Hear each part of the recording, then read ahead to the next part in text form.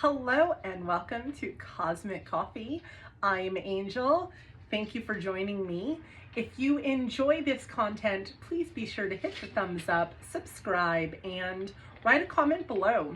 If you are looking at this on your cell phone and you have the hype button, I'll accept the hype as well. I'd love for you to hype my video. So get your favorite cup, put whatever in it that you want, as long as you're of legal age. I'm trying a caramel. I'm doing decaf because it's getting later in the day. I have instant decaf coffee right now, and then I put that with water, and then the rest of the half with 2% milk, and I put some caramel sauce by Ghirardelli, and then on top I did heavy whipping cream with a little of the classic caramel syrup in it, and blended that up. First time making this, it's actually really good. I am not mad at this at all. This is very yummy. I think I'm gonna start having this for just like dessert. Are you ready? Can you tell by my outfit what stone we may be talking about today? I dressed for the occasion, darling. Today, we are going to be talking about something that, if cooled too quickly, this gets created. We are going to be talking about obsidian. Obsidian is nature's glass. It kind of reminds me of, you know how they say when lightning hits sand and it creates glass? This is like a completely different version if you think of it, because lava, not with the bird, Hollywood, no. She just photobombed my last video. I had to redo my video. She was all up in here. When lava cools too quickly, it turns into obsidian glass because it doesn't have enough time to form the crystal structures within it. So, nature's black glass. Let's get started. So you now know how it's created. Lava cools way too quickly, turns into beautiful reflective black glass. Now on the Mohs hardness scale, this is about a 5 to a 5.5. And I'm going to be telling you at the end of this video something really cool that it is used for today that they are practicing with. So stay tuned till the end. And also, you don't want to skip because we've got story time coming up. And you may want to hear this story. It's fascinating. Take a sip. All right. So, metaphysical properties of obsidian. It's about a 5 to a 5.5 on the Mohs scale. So it's fairly strong, but it is very sharp. And for that reason, it can be polished as well because of the shine on it into anything reflective, like nature's mirror, if you will. It is used as protection more so than not. So if somebody is looking for a protective stone and you go into a metaphysical store, 7 or 8 times out of 10, they're probably going to tell you to get obsidian. Obsidian is known for its grounding energy. So for that, it resonates with Capricorn. And it is known for its transformative energy. It goes from lava, fire liquid to glass. Which zodiac sign transforms? Known for it, Scorpio. So this stone resonates huge with Scorpio, along with Capricorn and Sagittarius. Depending on the books that you read, it can resonate with other specific zodiac signs as well, but those are the 3 signs that are most unison throughout all of studying for this. Now, for the grounding that the stone contains, when you work with this stone, a lot of people use it in meditation because it helps declutter their thoughts so that they can calm their mind to get to the meditative state. It also resonates with the root chakra because it is the grounding stone. So it's going to make you feel balanced. It's going to make you feel in control, and it's going to drain away the anxiety over or the overthinking that you may have going on in your head. It really just brings you down where you need to be, plants your feet, and keeps you steady. It also protects you. So a lot of times, if you feel like you have too much negativity around you, you can carry a piece of this with you, or you can put some by your door. Whichever door is used most, put it by all your doors. Just every door, because you don't want those naughty people sneaking in your back door. You don't. So you can get a piece of obsidian, put it by all your doors in your house, and that will keep negative energy, negative drama from entering, supposedly, according to metaphysical properties that it has. Now, I gotta cover my bases there. It also is meant to, it's called the mirror stone because it is so shiny and reflective. These have been formed into mirrors so that you can look at your image back in the day. I guess you could call it Earth's first filter. Obsidian, the world's first filter. And then it all went downhill from there. Now you can turn into whatever you want online. These filters are insane. But anyway, so this helps with the grounding energy, as I said, and it's known as the truth stone.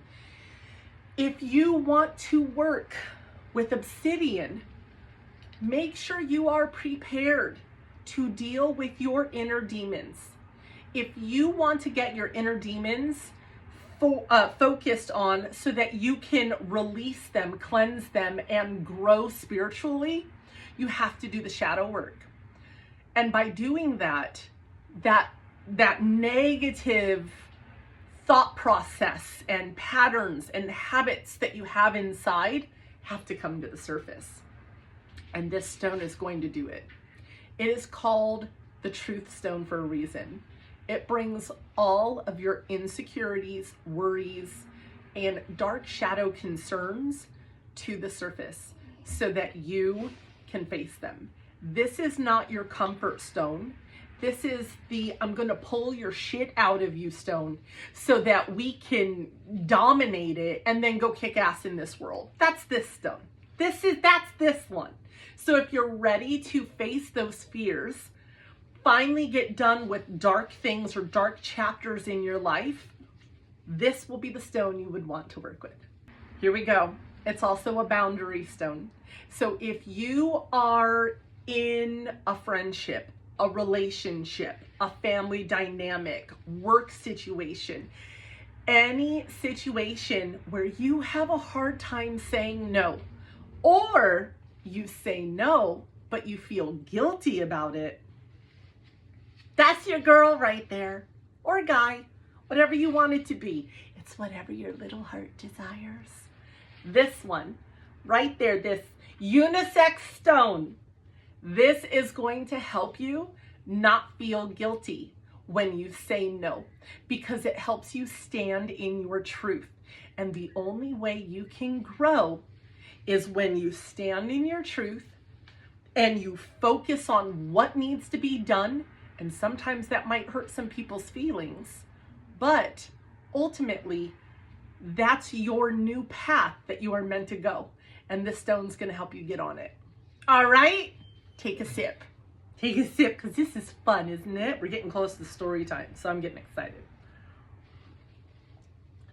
If you are going to work with this to find things leaving your life, or you saying, I'm done with this, and meaning it, and standing in that truth and not going back to that relationship, maybe not dealing with a vicious cycle of relationships you were doing because of maybe needing some sort of reassurance. Maybe you're stuck in narcissistic relationships. Maybe you're empathic, where you pick up on energies. So this can help you break those previous bonds, those previous routines, find out what the issue is within yourself that you can then solve, cleanse, heal, and find someone that is better suited for you, that is not going to harm you, hopefully, in the process. All right? So that is the main structure, formation, all that good stuff with Obsidian. Let me change my little trusty page, even though I haven't really needed it, because I've been studying this for a hot minute right now for you. Yes, I have. Take a sip. This is really good. I'm really liking the caramel froth, I'm not gonna lie. Okay, so here we go. It's story time. In Mexico, there was an Aztec mirror. As I said, obsidian is so shiny. It is nature's glass. And what happens, what happened in the Aztec days, they would polish to a perfect shine so that you could see your own image reflecting back at you, used as a mirror. It is an Aztec mirror. Now, of course, you're going to have a darker image of yourself. You're going to be looking in it and be like, I look flawless today. And it's just this dark image of yourself. You can't see your flaws, your wrinkles, nothing. Sounds like not a bad idea, not going to lie. Like I said, nature's first filter. Moving on. Now, I'm going to butcher this person's name probably. The Aztec deity Tezcatlipoca, nailed it, means smoking mirror. He was one of the deities that the Aztec people would worship and pray upon. He was prayed to for destiny, mystery, change, kingship, and hidden truth. Those are all the specialties, I guess, if you will, that this deity supposedly provided. In the 1500s, when Spain conquered the Aztec Empire, they took a whole bunch of stuff, including the black obsidian mirror that was used by the Aztec people. That was used to tell the future and give images and sight to them. That's what they believed. And now, when this mirror ended up on the other side of the world, it ended up in the hands within about not quite the mid 1500s, but it ended up in the hands of someone named Dr. John Dee. Now, Dr. John Dee was a mathematician, an astrologer, an astronomer.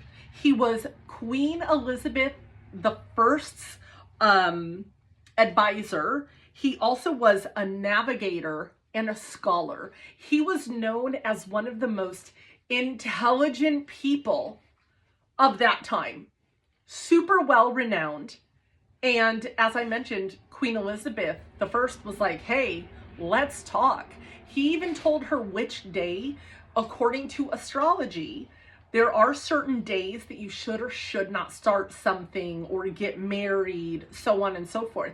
So he told her this day would be beneficial for you, for your coronation. So he helped her a lot along the way and gave her advice.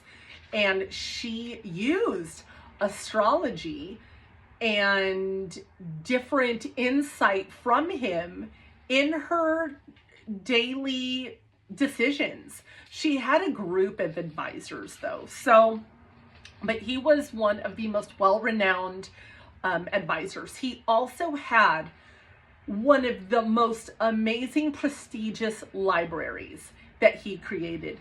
His whole life was about study and learning and teaching and so on and so forth. It was his whole world. Now, when Dr. John Dee came into possession of the Aztec Black Obsidian Mirror, he had a partner by the name of Edward Kelly.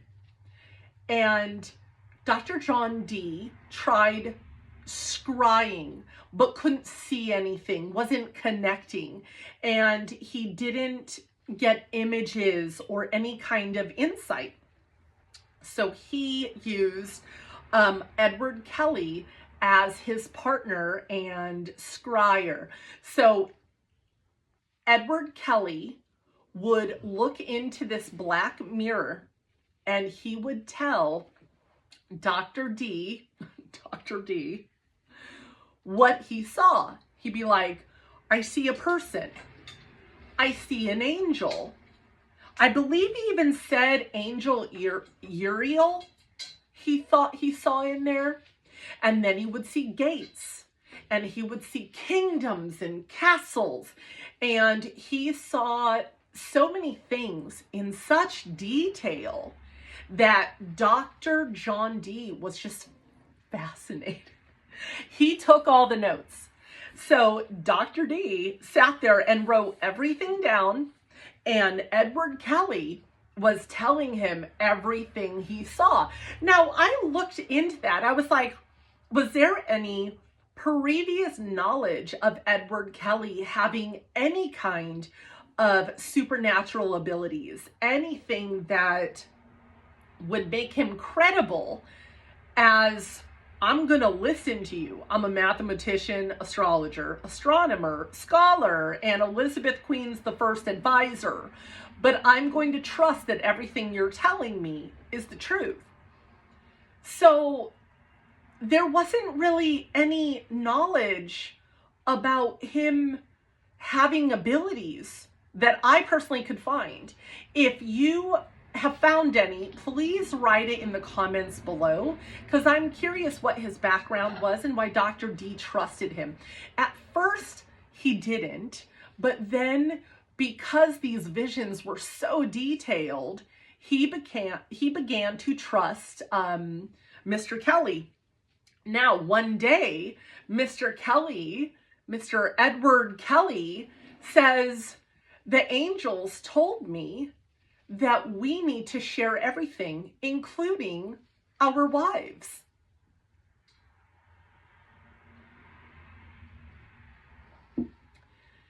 Dr. John Dee was not thrilled. In fact, in his accounts, in his notebook diary that he kept, he was a very religious man, and he was praying, please give me strength. Please show me a sign that this is what I need to do. Please strengthen my belief in you so that basically he can accept this. He was having a huge problem accepting the fact that he needed to give his wife to Mr. Edward Kelly in a sexual way, and that he was supposed to sleep with Mr. Edward Kelly's wife as well. Now, Dr. John Dee believed that this was coming from God. He didn't question Mr. Kelly, which I don't know. What do you guys think? Would you have questioned that? Because if it says, thou shalt not covet thy neighbor's wife, why would I give you my wife? Like, that doesn't make sense to me. It's like total contradictory. But Dr. John Dee thought that this was coming directly from the angels, and that even though he didn't know why, he had to obey. So in his diary, you could see the mental struggles that this caused him. It was very hard on him. So I completely sympathize with him in this situation. they got together, Mr. Kelly, Dr. D, and both of their wives, and they all wrote up a paper together, and all four of them signed it. And then it took place. Dr. Kelly, or Dr. John D, there were no details. He didn't discuss it. But Edward Kelly there is talk that Edward Kelly did sleep with Dr. D's wife. And then Dr. John D supposedly had slept with her, because in his diary, he does mention comments like, last night was, we completed the whatever. And so he did make comments in his diary, in his notes, that the transaction did occur the way the angels wanted it to occur. Now, as soon as this happened, Dr. Kelly all of a sudden wanted to get into alchemy, and their partnership pretty much ended. As soon as he got to sleep with Dr. D's wife, all of a sudden, the partnership ended.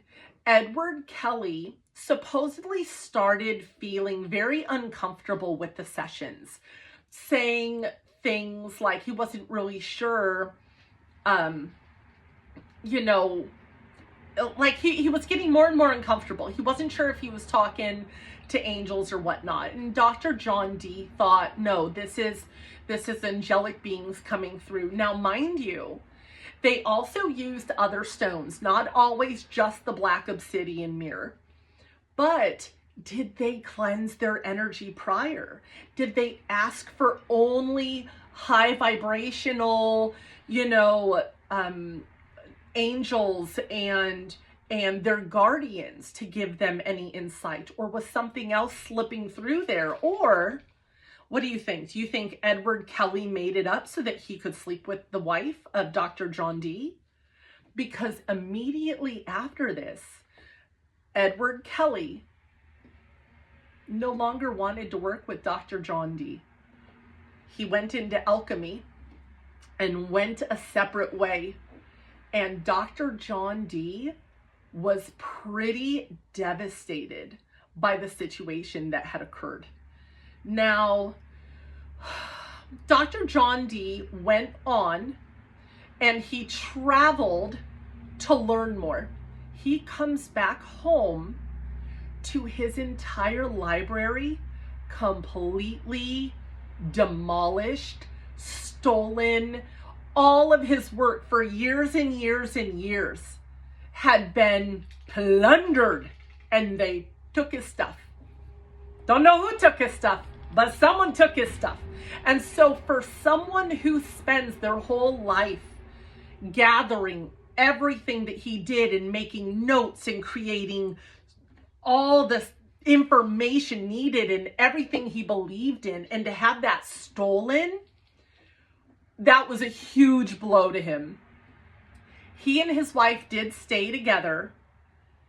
She ended up having a child 9 months later after the interaction with Edward Kelly.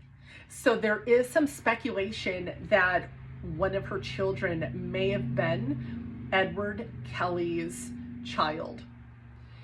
And then it's really sad when he came home and found his library completely demolished and his whole life work gone. His wife, and he's in financial trouble, by the way. People kind of look at him as a laughing stock at this time. He's trying to talk to angels. You know how people are.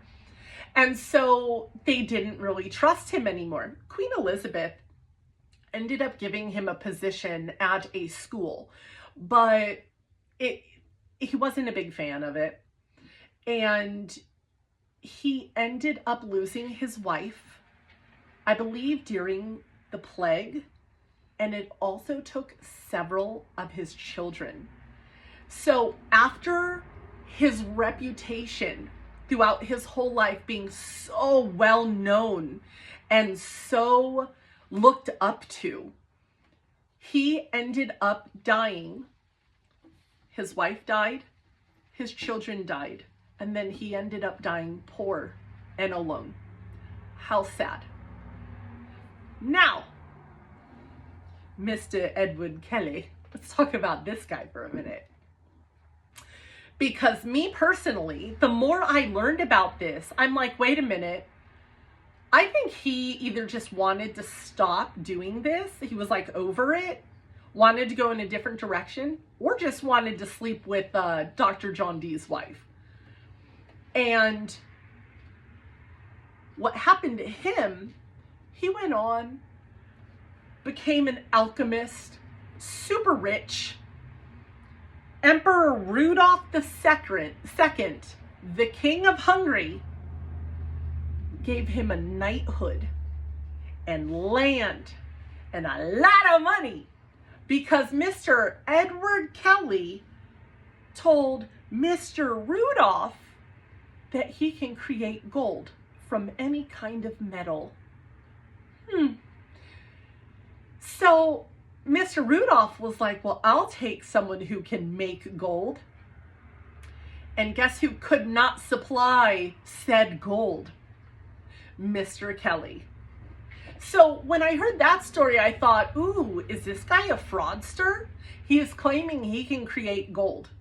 And so Emperor Rudolph II was like, I'll give you all this stuff. You make gold for me. And he was patient and he waited. Now, Mr.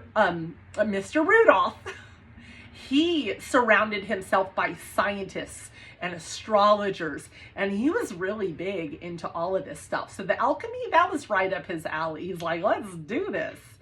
But when Mr. Kelly could not supply the gold, he imprisoned him. And Mr. Kelly's wife and daughter tried to get him out of prison, tried to talk to people to show him he's not a bad guy. Please let him out of prison, trying to get whatever influence they could to help him. And he said, Edward Kelly said, I can make the gold, I just need more time.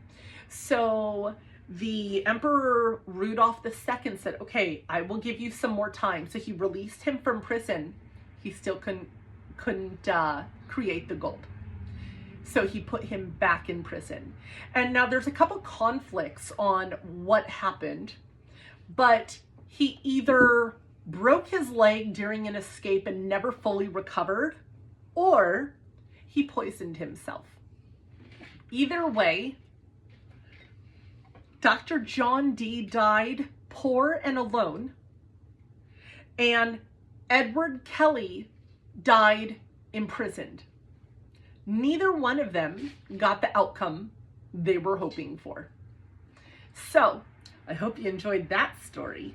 I thought that was a really kind of an eye-opener. You strive so much in your life for what you want, and then to end up at the end of your life in those situations alone, or dead in prison, or just poor, broke, alone, no family. I mean, how heartbreaking.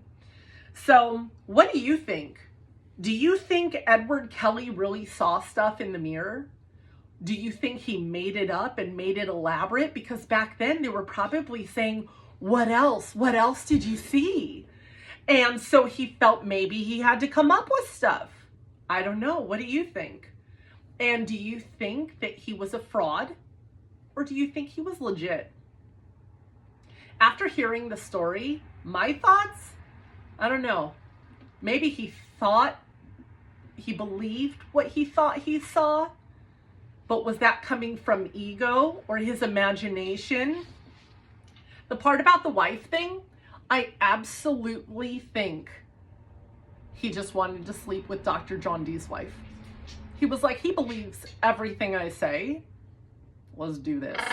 That's what I'm, Hollywood, you in agreement? She agrees. So that's what I think.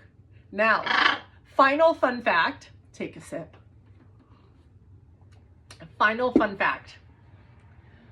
Obsidian as we mentioned, is so sharp, it can create the sharpest blade in the world. So it has been used recently for surgeries to see if they can utilize it. But the type of surgeries that you need less of a large cut, you want them to be very minuscule slices. You want it easy to repair to where there's no scarring, or in delicate areas. They are testing to see if you can use obsidian tools for those kind of surgeries. Now, I don't believe that can be used in the US, but in other countries, they use obsidian for eye surgery and for plastic surgery because the incisions are so precise and so perfect and so thin that it will leave minimal scarring and heal, hopefully, even quicker. So I thought I'd share that little tidbit with you. I hope you guys enjoyed our episode today of Obsidian on Crystal Corner. Please be sure to subscribe and hit the thumbs up. Write any comments about the story. What do you think? I really want to know what you think. So please let me know. And also write in the comments and let me know which stones you would most like to hear about. I just sort of come up with stuff. So let me know what you want to learn about the most. Is there one that you resonate with that you would love to know the history behind? Write it in the comments below, and I will see you next time on Crystal Corner with Cosmic Coffee. Bye everybody. Have an awesome day.